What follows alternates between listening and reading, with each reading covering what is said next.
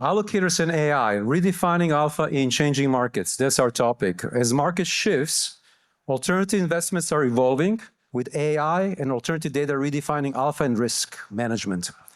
The winners will be those who not only adopt new technologies, but also align them with structural market shifts. So what we're going to do is we will have 4 main topics to discuss. By the way, this has been structured by Jackie. So we'll follow his outline here. Number 1, redefining alpha in the age of AI. Number 2, allocators due diligence on AI strategies. Number 3, how managers use AI in portfolio construction. And lastly, looking ahead, implications for allocator and market. So I'd like each one of you to briefly introduce yourself, and then we'll go with some questions. Thank you, Vidak. I'm Jackie Rosner from PAAMCO Prisma. We invest in hedge fund strategies. We have a platform of hedge fund managers. It's a real honor and a pleasure to be here today. Thank you, Vidak, for inviting me. I've attended many Beryl Elites conferences over the years, and it's really great to be here.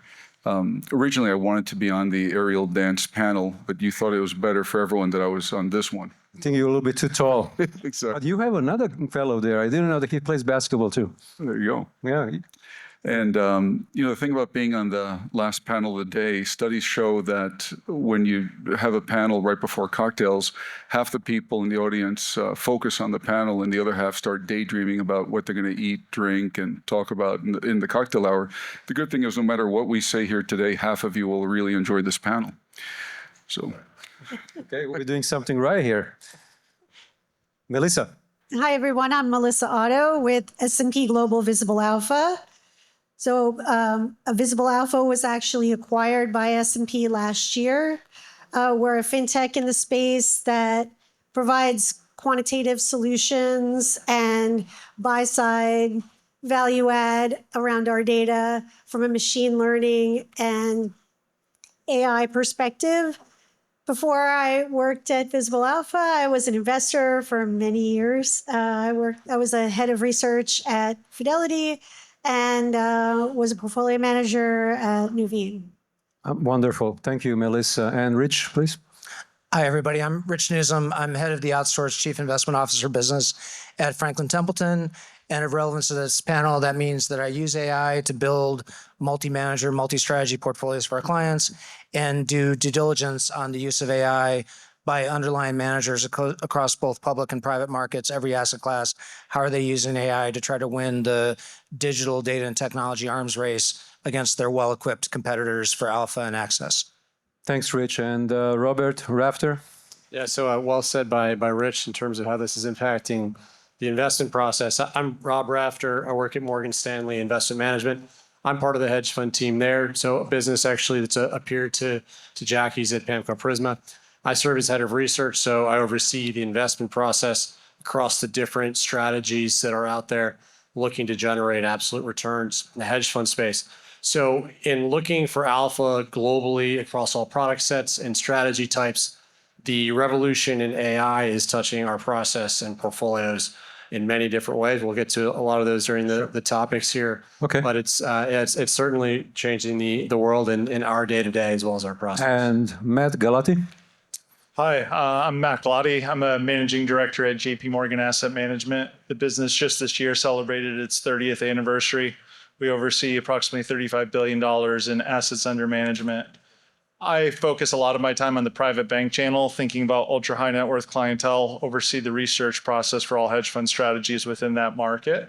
I would say without hesitation that AI seems to be the biggest phenomenon within our lifetime, and most definitely is part of our research process. Fantastic. Let's talk about alpha. So what does alpha really means? And these are questions for Melissa and Robert, please. You want to go first, Melissa? Ladies first. Yeah. Ladies first. Oh, thank you. I think when we think about the generative AI space, it's really important to understand what part of the stack we're talking about. So if we're talking about the top of the stack and applications that an actual user is going to interface with, it's very important to understand to what extent that actual application requires domain expertise. And the more domain expertise, the more complicated the compute, the more complicated the compute, the more compute is required, and the more costly it is to execute, which means that the output of it can be challenging or extremely costly. So I think from an alpha perspective, what is really important about that is understanding which parts of the investment process require complicated, domain-specific complexity and those that do not, and that can potentially answer your question. Okay.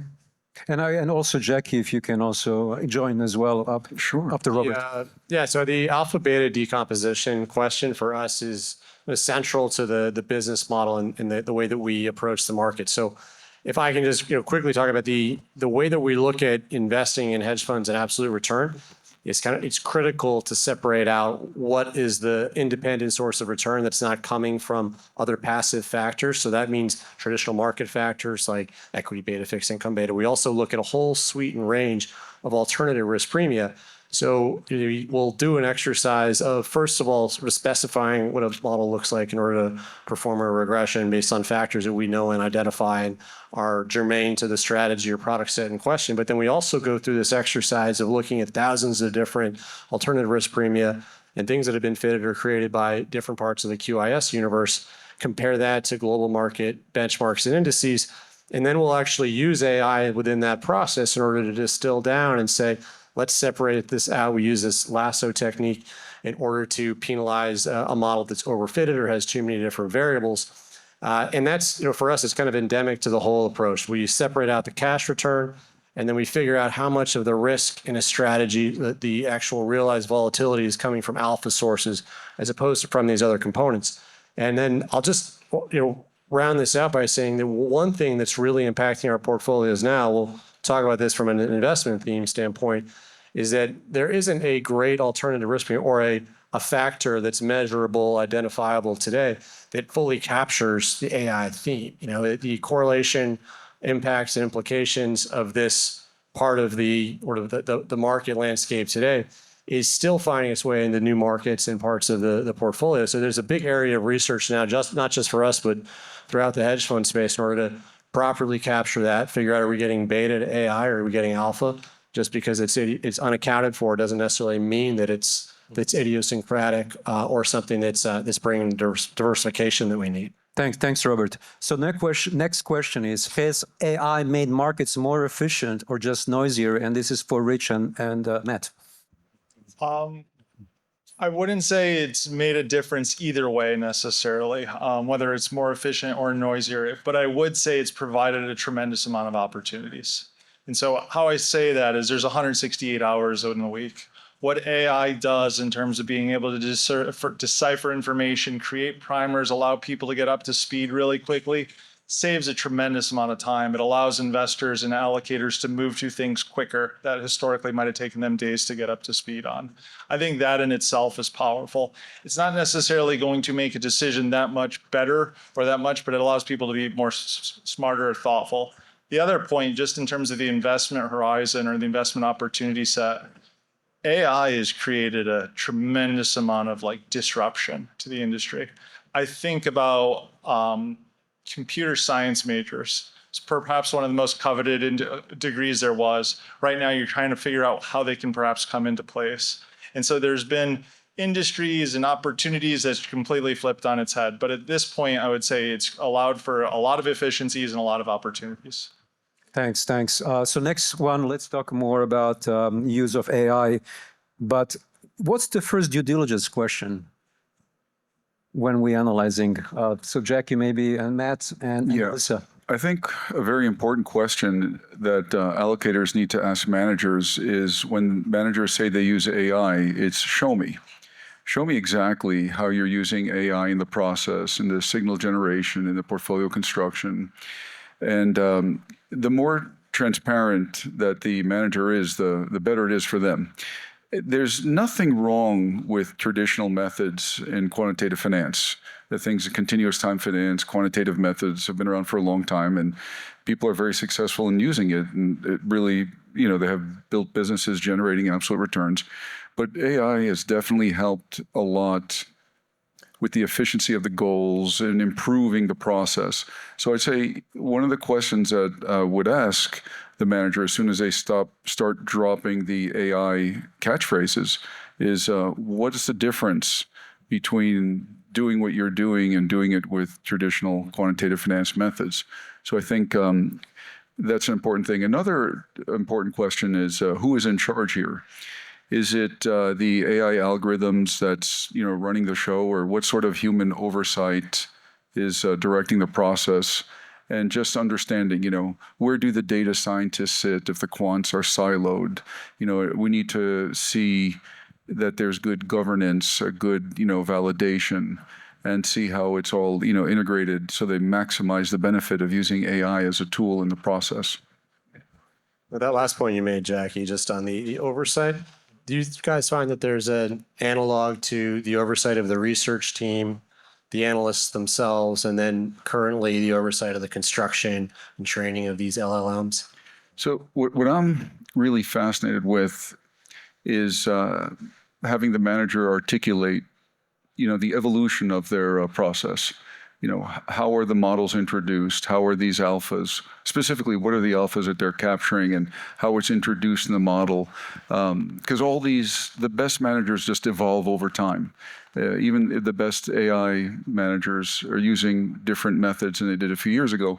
So I'd like them to articulate, what is the sort of corporate culture that they're employing and how they're evolving the strategy. That's a good word for it too, the culture side of it, Sorry, go ahead. I think what's interesting about the conversation is, so you've hit on how is a specific manager, a specific team using AI. I think for all of us that are trying to pick across different managers, the question is, does that create competitive advantage against your direct competitors in the same space? And there's a lot of public market and hedge fund expertise on the stage.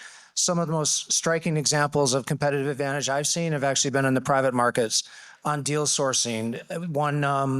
As an example, one plant-based venture capitalist told me about how he was using the AI to read all the relevant academic literature across the industry and figure out which academics to talk to about commercializing their IP. So he was using it as a sourcing strategy instead of hiring. He said his AI plus 3 analysts were more productive than 30 grad students reading those papers and identifying things to do. I was on a private credit panel earlier today, and we talked about consumer lending. The way that AI is being used to improve loan underwriting, figure out what seemed to be the correlative, and then they look at, okay, is that causal or not? But what factors drive loan defaults in areas of the market where without AI, we wouldn't be able to exploit it as capitalists. We wouldn't be able to invest in loans of that size. The intermediaries wouldn't be able to underwrite them. So there's a lot. You asked earlier whether AI is making markets more efficient or less. I think it's actually making markets less efficient in the sense that it's allowing us to address spaces in the private markets that wouldn't be commercially viable to lend to or provide equity capital to without the application of AI. Great. Let's move from AI a little bit and talk about black boxes and transparency. How much explainability do allocators need? And Matt, maybe you can start. Sure. I mean, ideally, you want to have as much explainability, transparency as feasible. The less explainability and transparency, the higher the bar is, the higher the hurdle in terms of the return objective and how differentiated it is. I think there's ways to get comfortable with that aspect. Like when there's a black box, but there's a proven track record by a very successful firm that's been doing this for years and have a slew of products, it's a lot easier than a startup that's never done anything before. But always there's a preference for more transparency, more understanding, more visibility into the process associated with it. Melissa? It's really important to actually understand what the actual process is. And to Jackie's point about the methodology and what gives that particular manager an edge, and if they're using something as technical and complex as AI, how does that factor in? So it's really important for the allocator, the investor, to really understand what is that methodology. So one of the data sets that we employ is we standardize a lot of granular fundamental data and enable quant funds to ingest that through an API so that they can write algorithms around that and predict, actually based on that standardized data, how alpha can be generated. And there's, many different ways to do that, but it's very important to understand what is so specific about that standardization process that gives. Sure, thanks. So Jackie, if you can talk about that as well, but and also you can continue talking about a little bit of operational and governance risk. How do you evaluate controls, data pipelines, and the human oversight? Sure.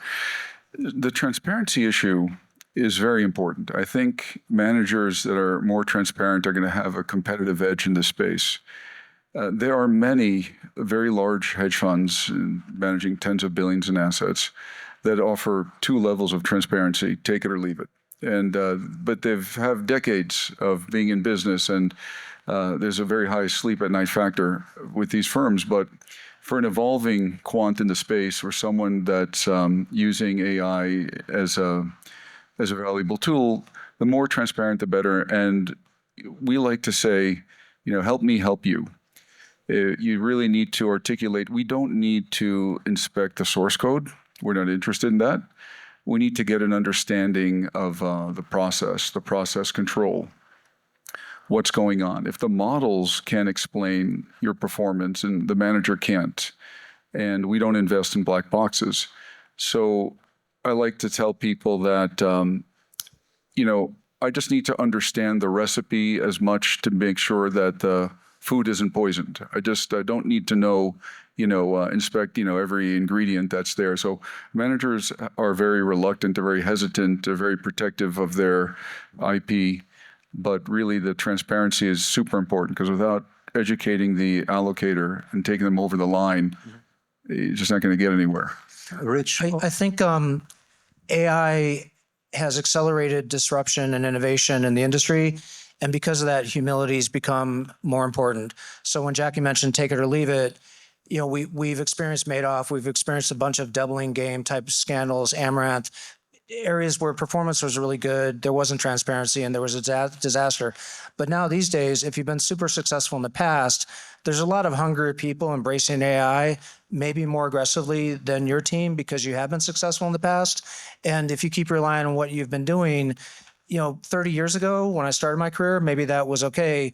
These days, if you're not constantly hungry for new data, new ways to amplify the human plus machine processing of that data and then apply it, if you're not constantly kind of disrupting what you're doing, you're not going to stay cutting edge. No matter how many tens of billions of what your track record is, you're very vulnerable to going from top of the league table to the bottom quickly, because hungry people will co-invent and eliminate your information advantage. Well, on the one hand, that means you're maybe more likely to want managers that are innovating, introducing AI into their process more quickly. But then at the same time, you need that oversight and transparency into how their process for incorporating that actually works, right? So there were instances recently of large quant managers, and there's been this question of the black box side of things for a long time, before AI was as prominent a factor in processes and markets as it is today. And there's always been this question of how is the research process conducted?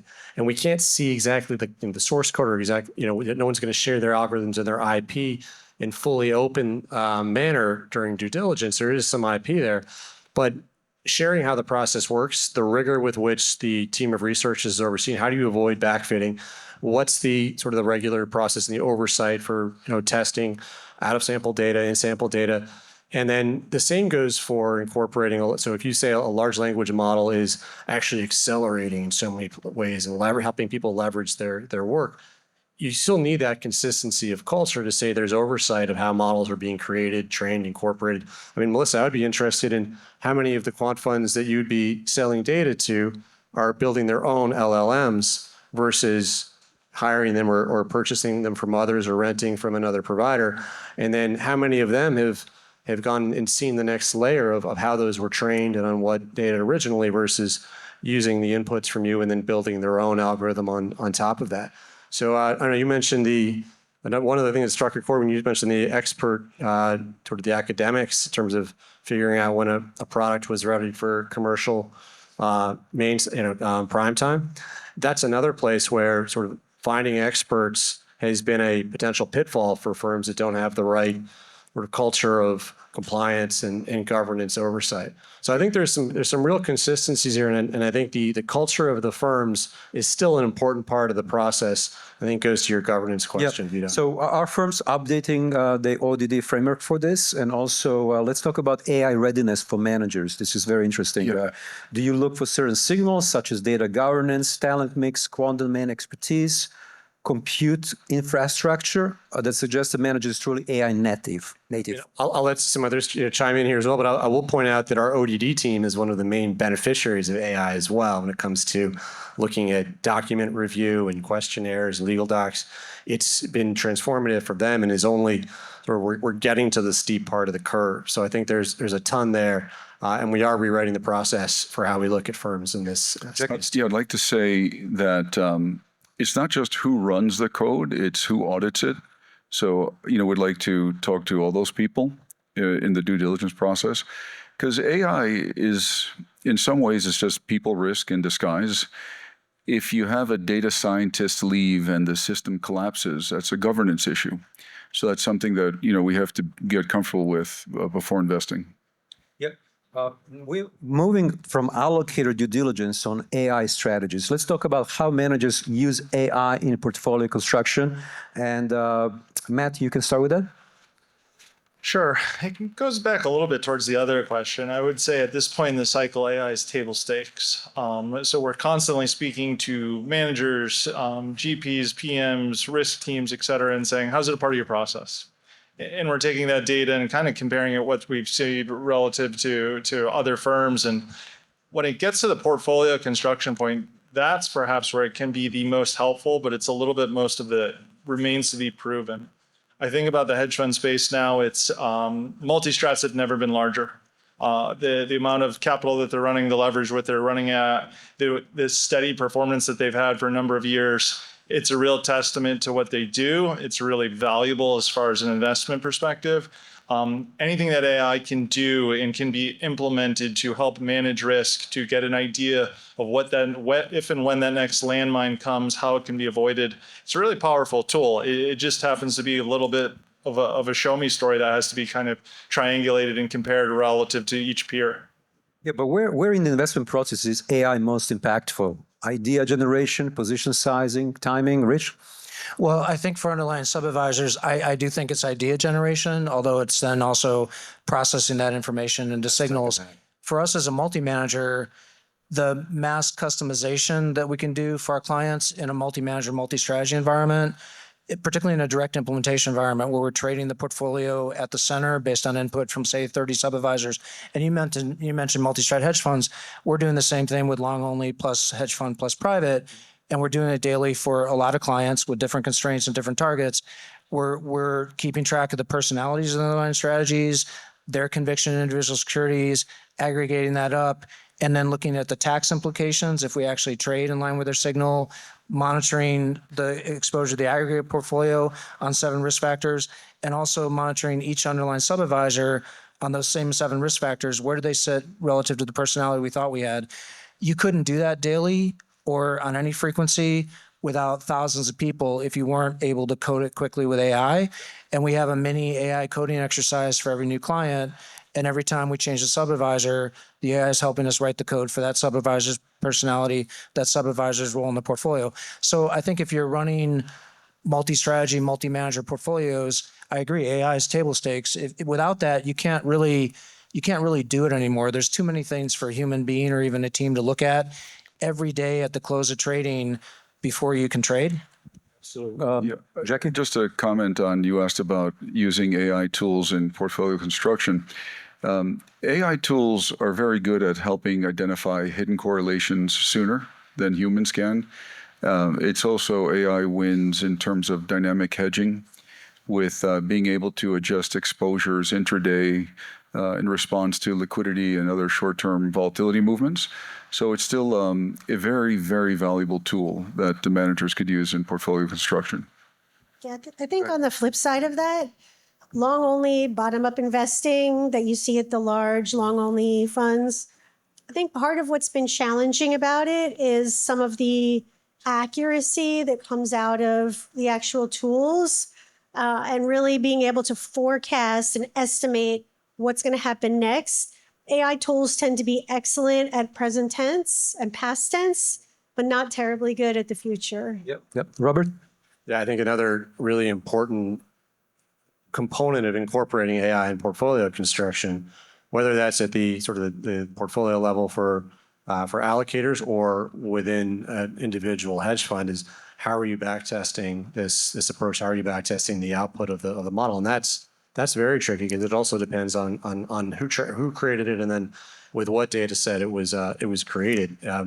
But I mean, I think you said leverage, right, in the context of the multi-strat and the pods these days. And that is, I think, in many ways, the name of the game. If we can get more sort of gross exposure on with the right constraints, subject to liquidity, subject to drawdown risk, things like that. The analog from my standpoint is you're getting for conveniently more just leverage in your process from AI in all senses. And I see it the most heavily on the idea generation side, similar to what Rich was talking about, and finding ideas and being able to parse through them more quickly. And I think just by the nature of looking at billions and trillions of different data points at once, there's no way for that not to accelerate. But for any question on risk or portfolio construction or hedging, you're getting to the answer that much faster, whether you're automating the decision making or the implementation or not. You're getting there with a speed and an efficiency that's very hard to rival. So how do you integrate human and machine judgment? How do portfolio managers blend discretionary experience with AI outputs? Go ahead, Rich. I think the most important area is that humans are really good evaluating whether a relationship is causal and in what order. And AI is really bad at that. AI is really good at recognizing patterns and correlation. So I'll give you a non-investment example. My 84-pound golden doodle is really good at predicting thunderstorms. If there's a thunderstorm coming, he's going under his bed 10 minutes before we hear it. He's also good at eating donuts off our kitchen table. And so AI applied to Wampus's behavior would say, the dog is causing the thunderstorm by going under, because that happens first. He goes under the bed and then the thunderstorm comes. Any human would look at it and say, okay, he's either under the bed because there's a thunderstorm coming or because he just ate the donuts off the table and he knows he's going to get yelled at. So humans get patterns and causality and AI doesn't. The AI can suggest a bunch of things for a human to look at. And then the human, backtesting has been mentioned a lot, the human could look at it and say, okay, that's a backtesting anomaly. I can't come up with any reason why that would be causal. If it holds up for another 6 months, we'll look again and see if that's causal. But I think either there's been a regime change or that was never causal to begin with. It's just overfitting by the model. But can AI adapt to regime change?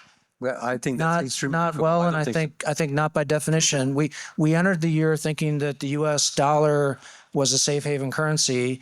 It hasn't been. I think that's a regime change. AI wouldn't have got there. Yeah, and just like you said about intuition, it's very valuable. You can't backtest intuition, and it certainly is. Adaptive learning is better than static training, but you always need that intuition. It is humans that are designing the AI models to use. Yeah, so-called gut feeling, right?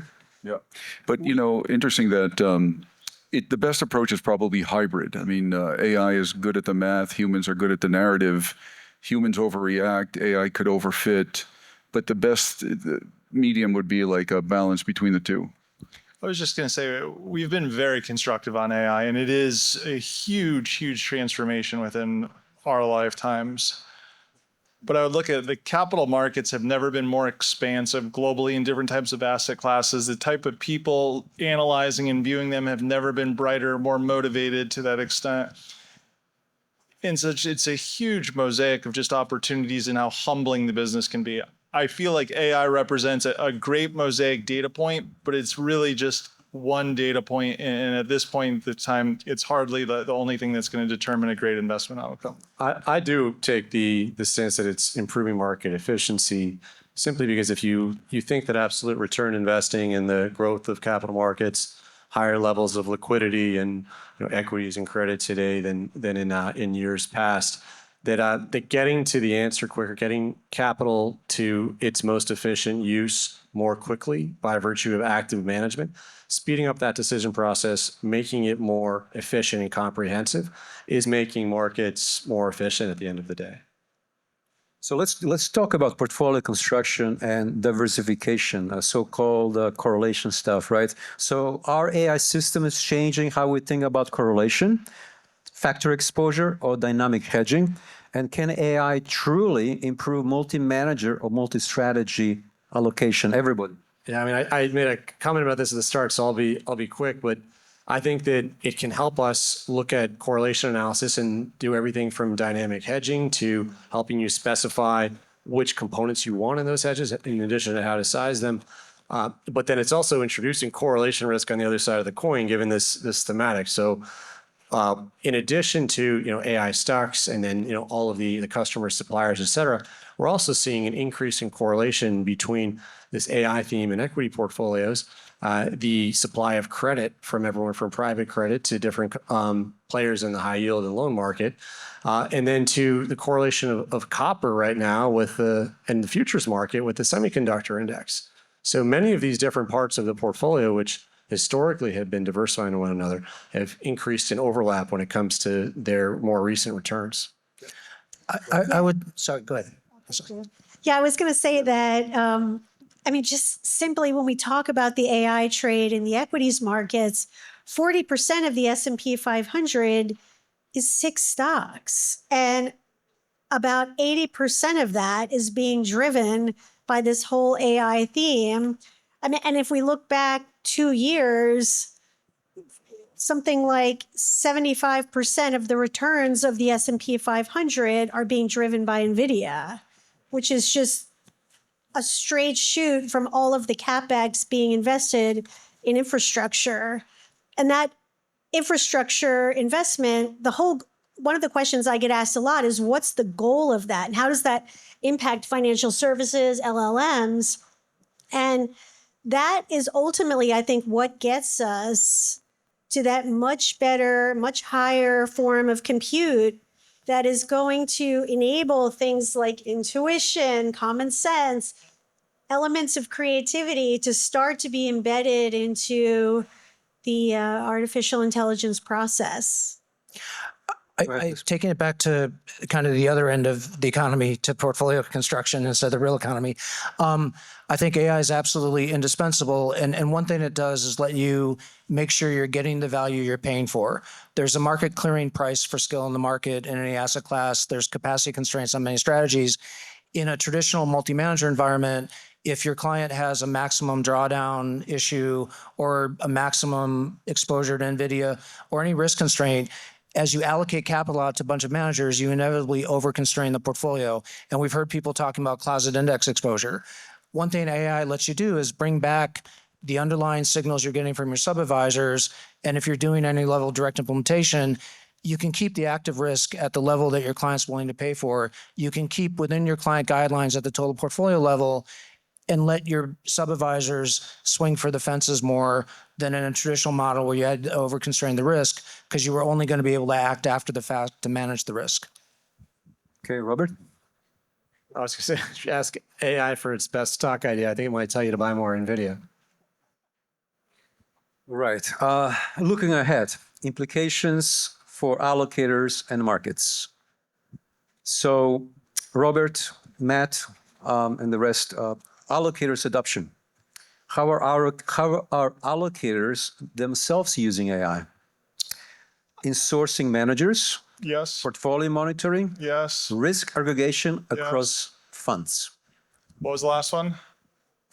Risk aggregation across funds. All 3 of them unequivocally. I think personally one of the biggest advantages, the hedge fund space is $5 trillion in AUM. in about 10,000 hedge funds. It's an awful lot of stones to turn over in terms of finding the ideal funds, because the majority of those 10,000 don't justify their fees. And it's really hard to meet 10,000 funds per year. And so AI can be exceptionally beneficial as it relates to that. I would also say the monitoring process is hugely beneficial. The ability to scrape a quarterly letter and to get the most salient points that might historically take 3 hours and does it in 10 minutes, you just saved yourself 2 hours and 50 minutes. So like that, those two parts, the risk management, the portfolio construction, I think that's where the biggest benefit is. However, I would say it's probably more beneficial to someone with a little bit more experience that can understand and can decipher whether or not the machine is saying something that just doesn't make sense or can question the output to associate with it. But I think it's a big advantage. It's certainly not going to erode our roles as an allocator, but it's a huge benefit. Yeah, I think just to add on what Matt said, one of the biggest advantages as an allocator is just document intelligence. The way you could use natural language processing to just help evaluate thousands of materials and documents so much faster. So it's certainly a very important tool in manager screening.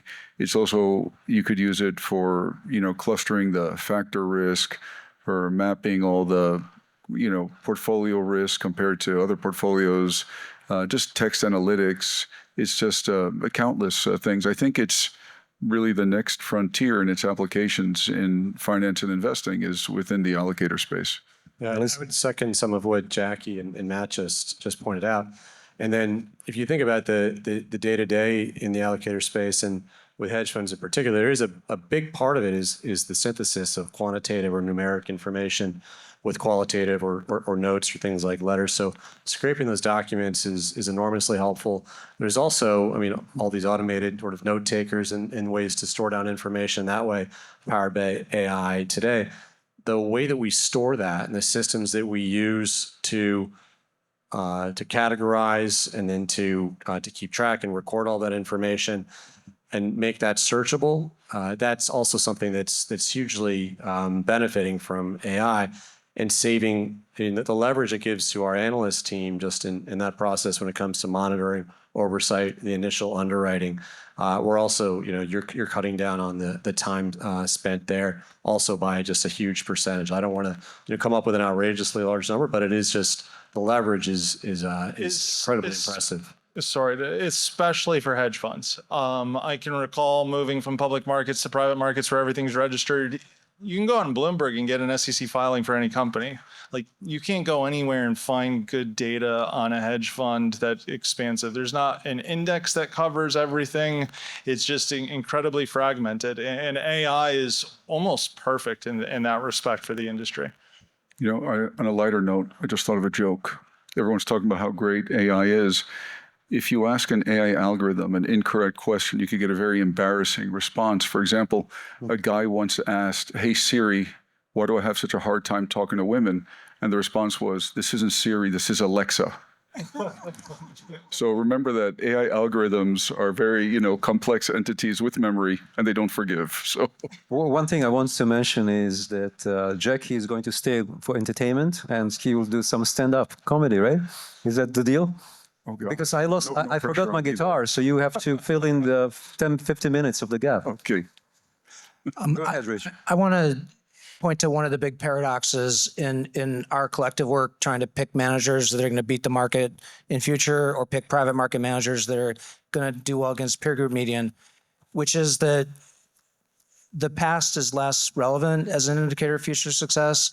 So our human due diligence augmented by AI becomes more important. You asked about talent within investment management shops earlier. We used to look for CIOs who were good at getting value out of the diversity of their analyst team, good teams, people that understood what drove security prices. Now we need those very smart, successful people to partner with AI scientists who may know nothing about what drives security prices and vice versa. So the teams have gotten more diverse. The type of talent you need has become more multidimensional.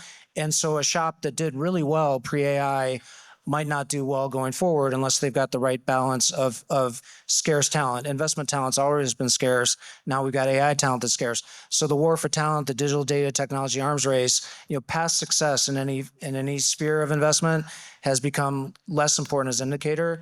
And so I agree with everything you said about AI's benefit in processing the huge amount of data that we have to process and minuting our meetings and record keeping that and so on. No matter how much money we have, we can't create another hour in the day. But actually our work as subjective manager researchers has become a lot more important because the past is less of an indicator for future success in any asset class. Melissa?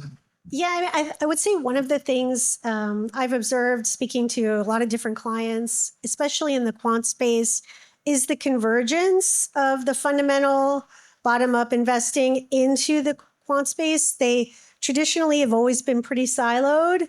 And I think what I'm starting to observe is more and more quants taking aspects of the fundamental bottom-up investing and systematizing it in a way that converges the two and gives the manager an edge in the market and delivers something really special and unique from both a machine learning AI perspective combined with a very bottom-up, I know the company perspective, but has systematized it. I think that's absolutely true, Melissa. There are quant funds today that are actively looking to replicate what they think fundamental analysts are doing using an LLM.